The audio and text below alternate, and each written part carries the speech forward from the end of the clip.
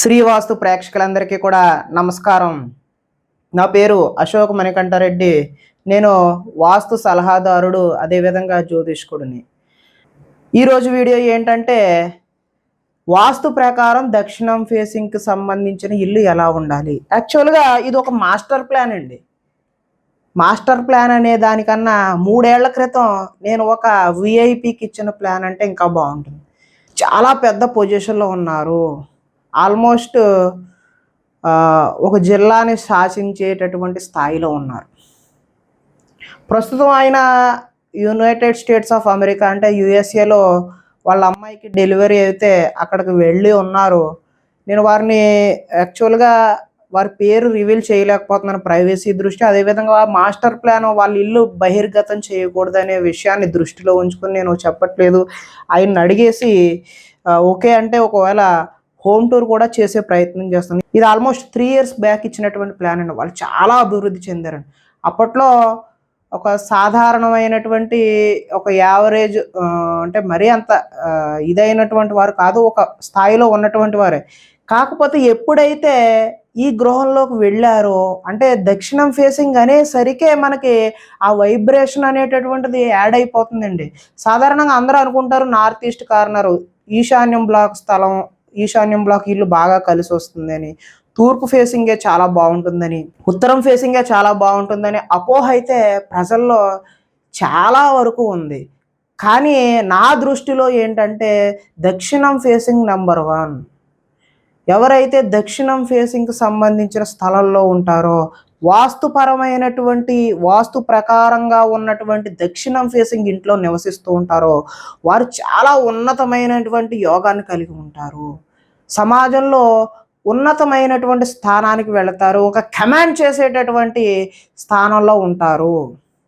దక్షిణం ఫేసింగ్ అంటే కమాండ్ చేయడం అండి. ధర్మబద్ధంగా జీవించడం, 10 మందిని శాసించే స్థాయిలో ఉంటారు. ఎందువలన అనగా దక్షిణానికి అధిపతి ఎవరండి? యముడు. యముడు ఎవరండి?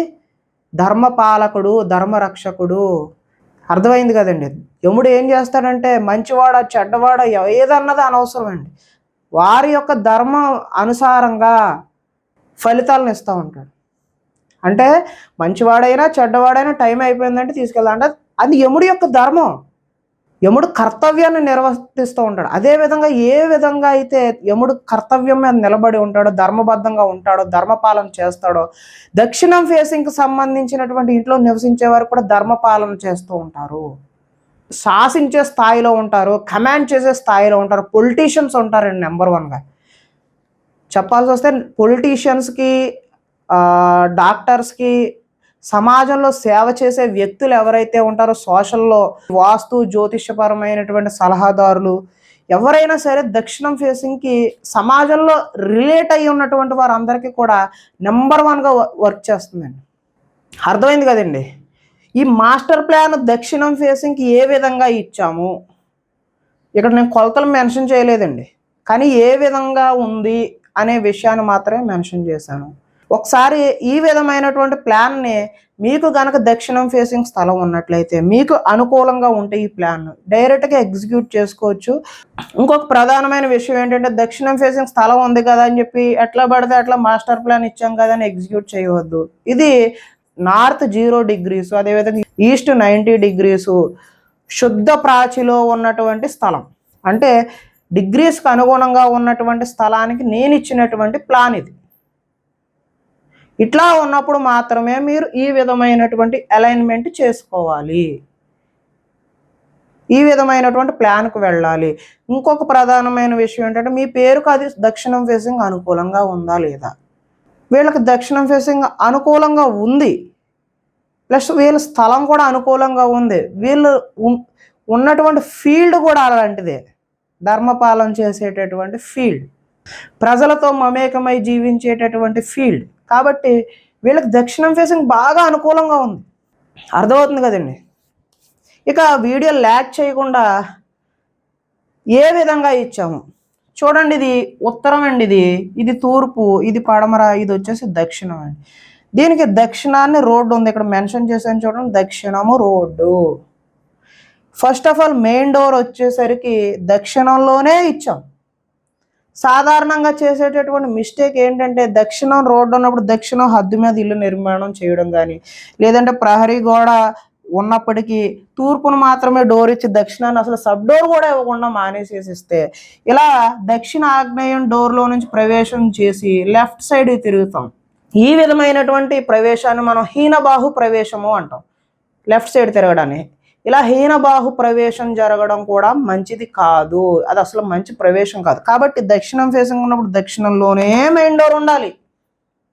అట్లీస్ట్ సబ్ డోర్ అయినా ఉండాలంటే కిచెన్లో నుంచి కానీ హాల్లో నుంచి కానీ ఉచ్చ స్థానంలో నుంచి ఒక సబ్ డోర్ అయినా ఉండాలి మ్యాండేటరీగా. ఇక్కడ వచ్చేసరికి నేను దక్షిణంలోనే మెయిన్ డోర్ ఇచ్చాను. ఇక్కడ దక్షిణాగ్నేయంలో ఒక గేట్ ఇచ్చాను. ఇది ఒకటి గేట్ 1, ఇది వచ్చేసి గేట్ 2. సింహద్వారానికి ఎదురుగా ఒక గేట్ ఇచ్చాను. ఉచ్చ స్థానం అంటే సగానికి, ఇది కూడా ఉచ్చ స్థానంలోనే ఉందండి, సగానికి అవతలకే ఉంది. మళ్ళీ ఇంకొకటి మెయిన్ డోర్ ఎదురుగా గేట్ ఇవ్వాలి కదా అని చెప్పేసి మనం ఇక్కడ ఇచ్చేటటువంటి గేటు సగానికి అవతలకే ఉండాలండి. సగంకి అవతల ఉంటే నైరుతి వైపు అది నీచ స్థానం అవుతుంది. చాలా మంది ఇళ్లలో గమనించేది కూడా అదొకటి అండి, గేట్లు ఉచ్చ స్థానంలోనే ఉండాలి. డోర్ ఎదురుగా ఉంది కదా అని చెప్పి నీచ స్థానంలో, అది ఉత్తరమైనా తూర్పైనా దక్షిణమైనా పడవలైనా పని చెయ్యదు.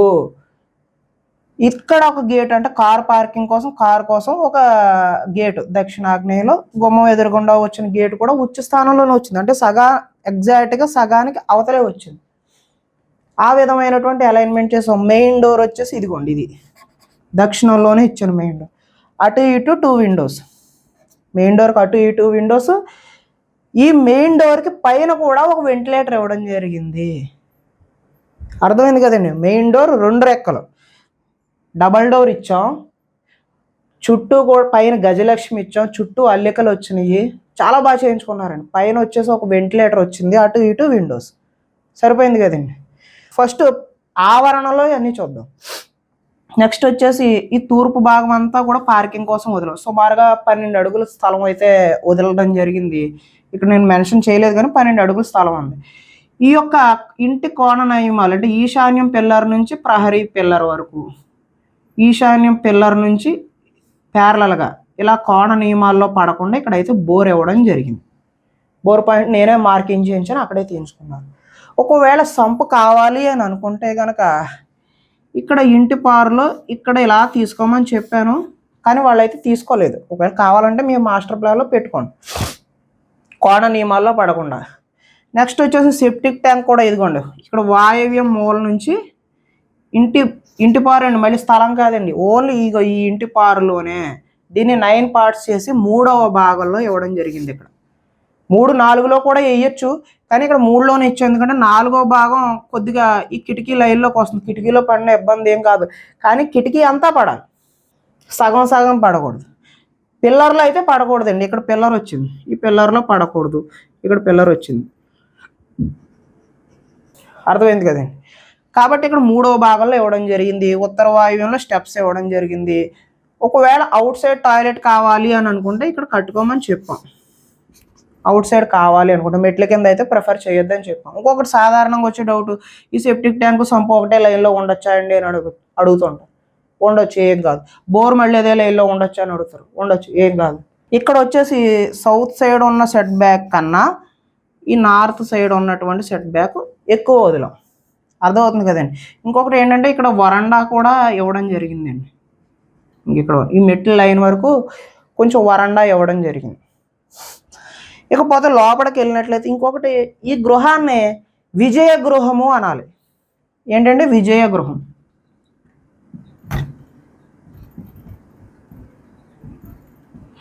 ఈ పదం చాలాసార్లు వినే ఉంటారు. విజయ గృహము అంటే ఏంటంటే 4 డోర్స్ ఉన్నాయి, 4 సైడ్ డోర్స్. 4 సైడ్ డోర్స్ ఉంటే విజయ గృహం అంటే తూర్పుకు ఒక డోరు, పడమరకు ఒక డోరు, ఉత్తరానికి ఒక డోరు, దక్షిణానికి ఒక డోరు, 4 వైపులా డోర్లు ఉన్నటువంటి గృహాన్ని మనం విజయ గృహము అంటాం. ఈ విజయ గృహంలో ఎవరైతే ఉంటారో 4 వైపులా డోర్లు ఉన్నటువంటి గృహంలో వాళ్ళు ఉత్తమమైనటువంటి ఫలితాలు పొందడానికి ఆస్కారం ఎక్కువగా ఉంటుంది. కాబట్టి 4 వైపులా డోర్లు ఇవ్వడం జరిగింది. ఇదిగోండి సౌత్లో మెయిన్ డోర్, దీని ఆపోజిట్లో నార్త్ డోర్ ఇదిగోండి. ఇక్కడ వచ్చేసి ఈస్ట్ డోర్ ఇదిగోండి ఇక్కడ ఇచ్చాం. వెస్ట్ డోర్ ఏది అని అడిగితే దీనికి ఎగ్జాక్ట్గా ఆపోజిట్లో రాలేదు, చిల్డ్రన్ బెడ్రూమ్ దగ్గర నుంచి ఇక్కడ ఒక డోర్ ఇచ్చాం. ఇదిగోండి ఇక్కడ గ్రీన్ కలర్లో లైన్స్ కొట్టాను చూడండి. నార్త్ నుంచి సౌత్కి లైన్ క్లియర్ చేసాం. ఇదిగోండి కంప్లీట్గా క్రాస్ వెంటిలేషన్ అవుతుంది. ఇక్కడ కూడా చూడండి ఈస్ట్ నుంచి వెస్ట్కి ఇక్కడ వచ్చేసి ఈశాన్యంలో కిటికీ వచ్చింది. ఇది పూజ గదికి door, children bedroom door, children bedroom నుంచి బయటకు వెళ్ళడానికి ఒక డోరు. ఇది కూడా క్రాస్ వెంటిలేషన్ అయ్యే విధంగా ఈస్ట్ నుంచి వెస్ట్కి కూడా క్లియర్ చేయడం జరిగింది. ఇంకొంతమంది అడుగుతూ ఉంటారు, ఏమంటే 3 డోర్లు వరుసగా వచ్చేసినాయి కదండి అని అడుగుతూ ఉంటారు. 3 డోర్లు వరుసగా వచ్చినా ఏం కాదు, ఎప్పుడు ఏం కాదు అనే విషయం గురించి ఆల్రెడీ 3 డోర్లు ఉండొచ్చు అని చెప్పి మన ఛానల్లో వీడియో చేయడం జరిగింది. అది ఎవరైనా మిస్ అయ్యేంటే చూడండి. ఇక్కడ ఎక్స్ప్లెయిన్ చేయడానికి టైం ఎక్కువ తీసుకుంటుంది. మిస్ అయ్యి ఉంటే చూడండి. నెక్స్ట్ వచ్చేసి ప్రతి గదికి కూడా మనకు ఉచ్చ స్థానాల్లో డోర్లు అయితే ఇవ్వడం జరిగింది. నెక్స్ట్ మెయిన్ డోర్ నుంచి లోపలికి వెళ్ళగానే ఇక్కడ ఒక ఆర్చ్ ఇవ్వడం జరిగింది. ఈ ఆగ్నేయ మూలం వంటగది, నైరుతి మూలం పడక గది ఇవ్వడం జరిగింది. ఇక్కడ వంటగదికి కూడా చూడండి డోర్ ఇచ్చాం. కొన్ని సందర్భాలలో వంటగదికి 99% డోర్ ఇవ్వడానికే ప్రయత్నం చేస్తాం. కొన్ని సందర్భాల్లో డోర్ ఇవ్వను, ఆర్చ్ ఇస్తాం. ఆర్చ్ ఇచ్చినప్పుడు కట్టెనైనా వేసుకోండి అని చెప్తూ ఉంటాను నేను. కొన్ని ప్లాన్స్లో ఇవ్వడం జరిగింది. ఎందుకంటే సంఖ్య గురించి, సంఖ్య సరి సంఖ్యలో ఉండడం మంచిది. డోర్లు కానీ విండోలు కానీ లేదంటే 2 కలిపి కానీ సరి సంఖ్యలో ఉండడం మంచిది. ఏమంటే 0 ఉండొచ్చండి అంటే 10 ఉండొచ్చండి, 20 ఉండొచ్చండి అని కూడా అడుగుతారు. ఇక్కడ సంఖ్యతో అయితే సంబంధమే లేదండి. సరి సంఖ్య బేసి సంఖ్య అనే సంబంధమే లేదు. యాక్చువల్గా అయితే అది ఉండాల్సిన చోట ఉన్నాయా లేదా, డోర్లు ఉండాల్సిన చోట కిటికీలు ఉన్నాయా లేదా, అది మాత్రమే మ్యాటర్ తప్పితే సంఖ్యతో సంబంధం లేదు. కానీ మీకోసం కొంతమంది వినరు.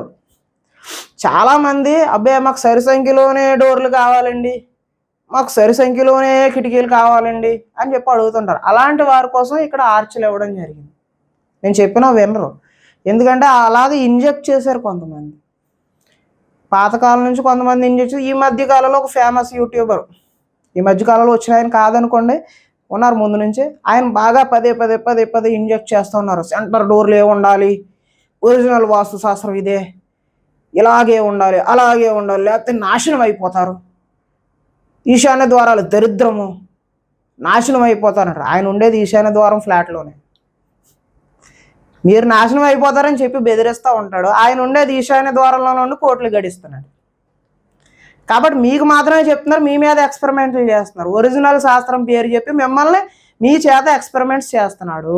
కోట్ల రూపాయలతో మీ చేత ఎక్స్పెరిమెంట్ చేయిస్తున్నాడు. అర్థమవుతుంది కదా. ఆయన రిస్క్ తీసుకుంటలేదు. ఆయన సెంటర్ డోర్లు పెట్టుకుని ఇల్లు కట్టుకుంటలేదు. సెంటర్ డోర్లు ఉన్న ఇంట్లో ఉండట్లేదు. మీ చేత ఎక్స్పెరిమెంట్స్ చేస్తున్నాడు ఒరిజినల్ శాస్త్రం పేరు చెప్పి. ఒరిజినల్ శాస్త్రంలో డైరెక్ట్ క్వశ్చన్, ఒరిజినల్ శాస్త్రంలో శ్లోకాధారంగా మరుగుదొడ్డి ఎక్కడ పెట్టుకోవాలో చూపించమనండి. ఒరిజినల్ అని 10 సార్లు అనేటప్పుడు శ్లోకాధారంగా ఒరిజినల్ ప్రాళన శాస్త్రంలో మరుగుదొడ్డి ఇక్కడ పెట్టమని ఉన్నది. లెట్రిన్ చూపించమనండి. ఇంటి ఆవరణలో అయినా సరే చూపించమనండి, ఉండదు. ఓవర్ హెడ్ ట్యాంక్ గురించి అడగండి, లిఫ్ట్ గురించి అడగండి. అర్థమవుతుంది కదా. ఇలా సో మెనీ ఆస్పెక్ట్ మనకు కావాల్సిన రిక్వైర్మెంట్స్కి సంబంధించి ఆధునిక కాలంలో ఆధునిక మానవ జీవన శైలికి కావాల్సినటువంటి ఏ విషయం గురించి కూడా ఒరిజినల్ శాస్త్రం అని చెప్పేటోళ్ళ దగ్గర సమాధానం ఉండదు. ఒరిజినల్ అని నోటు మాటే కదా అనేస్తారు. 100% వాస్తు అని అనేస్తారు. నేను ఎప్పుడు చెప్పను 100% వాస్తు అని ఎక్కడే చెప్పను. కొన్నిసార్లు తమ్మనైళ్ళు ఏమన్నా పెట్టుండొచ్చు, కానీ నా నోటితో 100% వాస్తు అని అన్నాను. ఎందుకంటే 100% వాస్తు లేదు. ఇప్పుడు ఉన్నటువంటి వాస్తు అంతా రీసెర్చ్ ఆధారంగా పురాతన వాస్తుని డెవలప్ చేసుకుంటూ ఆధునిక మానవుడికి కావలసిన రిక్వైర్మెంట్స్ అమలు చేస్తూ డెవలప్ చేసినటువంటి వాస్తు ఇది. దీని ద్వారా రిజల్ట్స్ వస్తున్నాయి. మీరు శ్లోకాలు ఇవన్నీ కాదండి, రిజల్ట్స్ చూడండి. నేను చెప్పేది నమ్మకండి, ఇంకోటి ఆయన చెప్పేది నమ్మొద్దు, ఒరిజినల్ అని చెప్పేది ఆయన మాటలు నమ్మొద్దు. మీ అంతటా మీరే 4 గృహాలు చెక్ చేయండి. ఇలాంటి వీడియోలు చూసి 4 గృహాలు చెక్ చేయండి. చెప్పిన ఫలితాలు జరుగుతున్నాయా లేదా, ఇలా కరెక్ట్గా ఉన్న ఇంట్లో రిజల్ట్స్ బాగున్నాయా లేదా, లేదంటే చేంజెస్ చేసుకున్న ఇంట్లో బాగుందా లేదా, రిజల్ట్స్ని నమ్మండి. అర్థమైంది కదా. ఇది డెవలప్మెంట్ అవుతా ఉన్నదానికి మనం గ్రంథాధారం చూపించలేం, పురాతనమైంది. ఆధునిక వాస్తు అన్నది కూడా డెవలప్మెంట్ అయింది. ఇప్పుడు ల్యాండ్ ఫోన్ దగ్గర ఆగిపోయి ఉంటే మొబైల్ ఫోన్, స్మార్ట్ ఫోన్ వస్తుందండి. ఇది ఇప్పుడు ఉన్నటువంటి వాస్తు స్మార్ట్ ఫోన్. మనకు వైఫై కావాలి, బ్లూటూత్ కావాలి, ఇంటర్నెట్ కావాలి, యూట్యూబ్ కావాలి, ఫేస్బుక్ కావాలి, రకరకాల యాప్స్ అన్నీ కావాలి. మెయిన్ కెమెరా కావాలి, సెల్ఫీలు కావాలి. ల్యాండ్ ఫోన్లో అవన్నీ ఉంటాయా? ఏముండవు, జస్ట్ ఫోన్స్ మాట్లాడుకోవడం ఉంటుంది. అట్లనే మనకు ఇప్పుడు కావాల్సిన లిఫ్ట్ కానీ, ఓవర్ హెడ్ ట్యాంక్ కానీ, టాయిలెట్స్ కానీ ఇవన్నీ కూడా ఓల్డ్ వాస్తులో ఉండదు. సరే, సబ్జెక్ట్ డివేట్ అవుతున్నాం. నెక్స్ట్, ఈ గృహంలోకి వచ్చినప్పుడు ఆగ్నేయ మూలలో వంటగది ఇచ్చాము. తూర్పున ప్లాట్ఫామ్కి ఉండే విధంగా ఇంకో ఇక్కడ మనకి గ్యాస్ స్టవ్ అమరిక చేసాం. ఇక్కడ సింక్ ఈశాన్య మూల ఇచ్చాం. ఈశాన్యంలో వంటగదిలో ఈశాన్య మూల గ్యాప్ ఇచ్చాం. ప్లాట్ఫామ్కి ఇక్కడ గ్యాప్ ఇచ్చాం. నెక్స్ట్ వచ్చేసి ఇక్కడ ఫ్రిడ్జ్ పెట్టుకోమని చెప్పాం. ప్లాట్ఫామ్ ఒకవేళ ఫ్రిడ్జ్ కనుక బయట ఎక్కడైనా అరేంజ్ చేసుకుంటే ఇక్కడ వరకు ప్లాట్ఫామ్ వేసుకోమని చెప్పాం. ఇలా యూ షేప్లో ప్లాట్ఫామ్ ఇచ్చాం. ఇక్కడ మిక్సీ, గ్రైండర్ అలాంటివి ఏదైనా పెట్టుకోవడానికి ఉంటుందని చెప్పేసి చెప్పాం. నెక్స్ట్ నైరుతి మూల వచ్చేసి ఇలాగా పడక గది ఇచ్చాం. బెడ్ కూడా 6x6 బెడ్. దక్షిణం తలపెట్టుకునే విధంగా ఇవ్వడం జరిగింది. దక్షిణం గోడకి ఈ కబోర్డ్స్ అండి, కబోర్డ్స్ ఇవ్వడం జరిగింది. దీనికి అటాచ్డ్ టాయిలెట్ ఇదిగోండి. ఇక్కడ టాయిలెట్ సీట్ ఇలాగా మనకి ఉత్తరం చూసే విధంగా ఇచ్చాం. ఇక్కడ కూడా టాయిలెట్ సీట్ ఉత్తరం చూసే విధంగా ఇచ్చాం. ఇది పడమర మధ్యస్థానం అవుతుందండి. పడమర మధ్యస్థానంలో 2 అటాచ్డ్ టాయిలెట్లు ఇవ్వడం జరిగింది. ఈ విధంగా ఇచ్చాం. ఇక్కడ వచ్చేసి డైనింగ్, అంటే కిచెన్ పక్కనే డైనింగ్ వచ్చేలా చిన్న డైనింగ్ టేబుల్ అరేంజ్ చేసుకున్నాం. ఒకవేళ పెద్దది కావాలని పెద్దది అరేంజ్ చేసుకున్నాం. దానికి తర్వాత ఈ మెయిన్ డోర్ లైన్లో రాకుండా సోఫా ఏర్పాటు చేసుకోమని చెప్పాం. సామాన్లు మీకు నచ్చినట్టు అమరిక చేసుకోమని చెప్పాం. ఇది పెద్ద హాలే, ఇక్కడ మెన్షన్ చేయలేదు కానీ పెద్ద హాలే. ఎల్ షేప్లో సోఫా వేసుకున్నా కూడా ఖాళీ ఉంటుందండి, అంత పెద్ద హాల్. నెక్స్ట్ వచ్చేసి వెస్ట్ ఫేసింగ్కి, అంటే వెస్ట్ చూసే విధంగా ఇక్కడ ఒక షెల్ఫ్ ఇచ్చి ఇక్కడ టీవీ పెట్టుకోమని చెప్పాం. ఇక్కడ కూడా చిన్నగా ఒక డిజైన్ ఆర్చ్ ఒకటి ఇచ్చాం. ఇక్కడ ఒక ఆర్చ్ వచ్చింది, ఇక్కడ ఒక ఆర్చ్ వచ్చింది. ఇక్కడ సోఫా వేసుకుంటే టీవీ పడమర చూసే విధంగా. మళ్ళీ కొంతమంది అడుగుతారు, ఏమైనా టాయిలెట్ గోడకి ఇచ్చారు, టాయిలెట్ చూడొచ్చా అండి అని చెప్పేసి అడుగుతూ ఉంటారు. అండ్ టాయిలెట్ చూడొచ్చా అంటే టాయిలెట్ గోడ అది, మనం కమోడ్ చూడట్లేదండి. అర్థమవుతుంది కదా. నెక్స్ట్ వచ్చేసి ఈ ఇంటూ క్రాస్ మార్క్ కొట్టాను చూడండి, ఇది వచ్చేసి నాభిస్థానము, అంటే ఇంటికి సెంటర్ పాయింట్. బ్రహ్మస్థానం కాదు, పదే పదే చాలాసార్లు చెప్తున్నాను మీకు, ఇది బ్రహ్మస్థానం. ఇంటికి సెంటర్ బ్రహ్మస్థానం అని మీ మైండ్లో ఇంజెక్ట్ చేసేసారు. ఇంటికి సెంటర్ని నాభిస్థానము అనాలి. వాస్తు పురుషుడి యొక్క బొడ్డు నాభిస్థానము అనాలి. స్థలానికి సెంటర్ బ్రహ్మస్థానం, అంటే స్థలానికి సెంటర్ వచ్చేసి ఆల్మోస్ట్ ఇంకెక్కడెక్కడ వస్తుంది. ఇంటికి సెంటర్ని బ్రహ్మస్థానం అని చెప్పేసి మీకు ఇంజెక్ట్ చేశారు కొంతమంది. అంటే బ్రహ్మస్థానానికి నాభిస్థానానికి కూడా తేడా తెలియదు. ఒరిజినల్ ఒరిజినల్ ఒరిజినల్ అని వాగుతూ ఉంటారు. ఏయో పుస్తకాల్లో ఏయో పేర్లు, యోని సూత్ర అని, సోమసూత్ర అని, యమసూత్ర అని, సూత్రాల పేర్లు ఎందుకండి?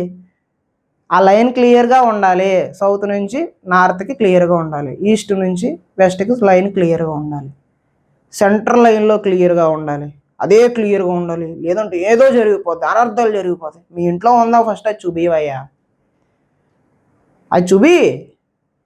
ఎంతసేపు ఆధునిక వాస్తు పండితులను తిట్టే బదులు నువ్వేం చేస్తున్నావు అది చూపి అని అడగండి అని ప్రజలు అడగండి. నెక్స్ట్ సబ్జెక్ట్ డివియేట్ అవ్వద్దు, ఇక్కడ వరకు వచ్చాం. నెక్స్ట్ వచ్చేసి వాయువ్యంలో చిల్డ్రన్ బెడ్రూమ్ ఇచ్చాం. దానికి 2 డోర్లు ఇచ్చాం, అంటే బయటకు వెళ్ళడానికి వెస్ట్ సైడ్కి వెళ్ళడానికి ఒక డోర్ ఇచ్చాం. ఈ నార్త్లో కూడా సౌత్ డోర్కి ఎదురుగా ఉచ్చ స్థానంలోనే ఇవ్వడం జరిగింది. ఈ మెయిన్ డోర్ కూడా చూడండి, సగభాగం ఇక్కడికి వస్తుంది. నేను కొలతలు మెన్షన్ చేయలేదు కానీ సగభాగం ఇక్కడికి వస్తుంది. ఇదంతా ఉచ్చస్థానమే. ఇక్కడ సగభాగం వస్తే ఇదంతా ఉచ్చస్థానమే. మళ్ళీ కొంతమంది అడుగుతుంటారు, అవుండి ఇది హాల్లో సెంటర్కి ఇచ్చాం, ఇది కూడా ఈ హాల్కి సెంటర్లోకి ఇచ్చాం. కొంతమంది అడిగేది ఏంటంటే ఈశాన్యంలో ఇవ్వలేదు కదండి, ఈశాన్య ద్వారాలే మంచివి కదండి, ఆధునిక వాస్తు శాస్త్ర ప్రకారం ఈశాన్యంలోనే ఇవ్వాలి కదా, మీరు కూడా అలాగే ఇచ్చారు కదా అని అడుగుతా ఉంటాను. అది ఈశాన్య ద్వారమా మధ్య ద్వారమా అన్నది కాదు. ఎగ్జాక్ట్గా మధ్య ద్వారాలు కరెక్ట్ కాదు, నా అభిప్రాయం అది. నెక్స్ట్ వచ్చేసి ఉచ్చ స్థానాల్లో ద్వారాలు ఉండాలి. అంటే ఇంటిని సెంటర్ చేసినప్పుడు ఈ ఉత్తర భాగాన్ని ఈ భాగంలో ఎక్కడైనా డోర్స్ ఉండాలి. దక్షిణంలో ఈ సెంటర్ చేసినప్పుడు ఈ భాగంలో ఎక్కడైనా డోర్స్ ఉండాలి. తూర్పును సెంటర్ చేసినప్పుడు ఈ భాగంలో ఎక్కడైనా డోర్స్ ఉండాలి. పడమరని ఇక్కడ సెంటర్ చేసినప్పుడు ఈ భాగంలో ఎక్కడైనా డోర్స్ ఉండాలి. ప్లస్ ఏంటంటే అవి ఎట్లా ఉండాలంటే ఇలాగ 4 గదుల అమరికలో ఉన్నప్పుడు, అంటే 3 పార్టీషన్లు, ఇదొక పార్టీషను, ఇదొక పార్టీషను, ఇదొక పార్టీషన్, అర్థమవుతుంది కదా. ఇదొక పార్టీషను, ఇదొక పార్టీషను, ఇదొక పార్టీషన్, అర్థమవుతుంది కదా. ఇలా 3 పార్టీషన్ల కింద ఉన్నప్పుడు మధ్య భాగంలో ఉన్నటువంటి ఈ పార్టీషన్కి ఉచ్చ స్థానంలో, టోటల్గా ఉచ్చ స్థానంలో ఈ మధ్య భాగంలో ఉన్న పార్టీషన్కి ఈశాన్యం వైపు, ఈ మధ్య భాగంలో ఉన్న పార్టీషన్కి సెంటర్ కానీ ఈశాన్యం వైపు ఒక అంగుళం అట్టే పెట్టించాలండి. ఆ విధమైనటువంటి అమరిక ఉన్నప్పుడు ఇలా మధ్యలో కూడా పెట్టుకోవచ్చు. ఇవి సెంటర్ డోర్స్ కాదు, సెంటర్ ఇక్కడ, సెంటర్కి అటుపక్కకు వచ్చే స్థానంలో ఇచ్చాం. ఇది ఇక్కడ వరకు సెంటర్ వస్తుంది, ఇంకో లైన్ ఉంది కదా, ఇంక ఇక్కడ వరకు ఎక్కడ వరకు సెంటర్ వస్తుంది. సెంటర్కి అటువైపే ఉంది. ఈ హాల్కి ఇది ఉచ్చ స్థానంలో కూడా ఉంది, ఈశాన్యం వైపు. ఆ విధంగా అమరిక చేసాం. మనం దేవతా స్థానాల ఆధారంగా చూసినా కూడా ఇది 3-4 స్థానాల్లో వస్తుంది ఈశాన్యం, అది ఈస్ట్ది, అర్థమవుతుంది కదా. ఇది వచ్చేసి 4వ భాగం, ఎక్కువ 4వ భాగం, కొద్దిగా 5వ భాగం కూడా మిక్స్ అయింది కొద్దిగానే. ఈ విధమైనటువంటి మెయిన్ డోర్ అమరిక ఇచ్చాం. నెక్స్ట్ వచ్చేసి ప్రధానంగా ఉన్నటువంటి పూజ గది. పాయింట్, సరైన పాయింట్ ఏంటంటే పూజ గది. నేనే ఇచ్చానండి పూజ గది ఈశాన్యంలో. పదే చాలా వీడియోలో ఈశాన్యంలో పూజ గది ఉండొద్దు, పూజ గది ఉండొద్దు, పూజ గది ఉండొద్దు అని చెప్పిన నేనే ఈశాన్యంలో పూజ గది ఇచ్చాను. మరి తప్పు కదండి అని అడుగుతూ ఉంటాను. ఇక్కడ తప్పు లేదండి. ఎందువల్ల తప్పు లేదు, నేను అదే వీడియోలో చెప్పడం జరిగింది. ఈశాన్యంలో ఇచ్చేటటువంటి గది మూతతో ఉండకూడదు. అదేవిధంగా చిన్న బాత్రూమ్ సైజుల్లో ఉండొద్దు. 4x5, 3x6 చిన్న గదుల కింద పెడితే ఈశాన్యం మూతే అవుతుంది, వెంటిలేషన్ సరిగ్గా ఉండదు. అక్కడ ఒక ప్లాట్ఫామ్ లాంటిది ఏర్పాటు చేసి దేవుణ్ణి పెట్టినప్పుడు, మందిరం పెట్టినప్పుడు, బరువైన ఆబ్జెక్ట్స్ పెట్టినప్పుడు ఈశాన్యం బరువు అవుతుంది. ఇసుమంతైన బరువు కూడా ఈశాన్యంలో ఉండొద్దు అని చెప్పేసి శాస్త్రం. ఈశాన్యంలోనే పూజ గది పెట్టమన్నారు, కానీ ఇసుమంతైన బరువు కూడా ఈశాన్యంలో పెట్టద్దు అని శాస్త్రం వచ్చింది. మరి 2 ఎలా కుదురుతాయి? కుదరవు. కాబట్టి ఇంకెందుకులే, చిన్న గది చాలు అనుకున్నప్పుడు ఈశాన్యంలో పెట్టొద్దు అని చెప్పాం. ఇక్కడ వచ్చేసి గది చిన్నది కాదండి, ఇది 10x12, 10x12 సైజు ఉన్నటువంటి గది, చిన్న బాత్రూమ్ సైజులో ఉన్నటువంటి గది కాదు. కాబట్టి ఇక్కడ ఈశాన్యంలో పూజ గది ఇవ్వడం జరిగింది. అలాగే కంప్లీట్గా ఈశాన్యంలో ప్లాట్ఫామ్ లాంటిది కానీ మందిరం కానీ ఏర్పాటు చేయలే. ఇదిగోండి ఇక్కడ కిటికీ ఇచ్చాం, ఈ కిటికీకి పోను ఇంక ఇక్కడ ఇచ్చాం. ఈ గదికి ఆగ్నేయం వైపు ఇక్కడ మందిరం పెట్టుకోమని, షెల్ఫ్లు ఏర్పాటు చేసుకోమని చెప్పి ఈ 10x12 గదిలో ఆల్మోస్ట్ ఫ్రీగా స్పేషియస్గా 6 కూర్చొని పూజ చేసుకోవచ్చు. ఒకరికొకరు డిస్టర్బెన్స్ లేకుండా ఎవరన్నా పైకి లేవాల్సి వచ్చినా,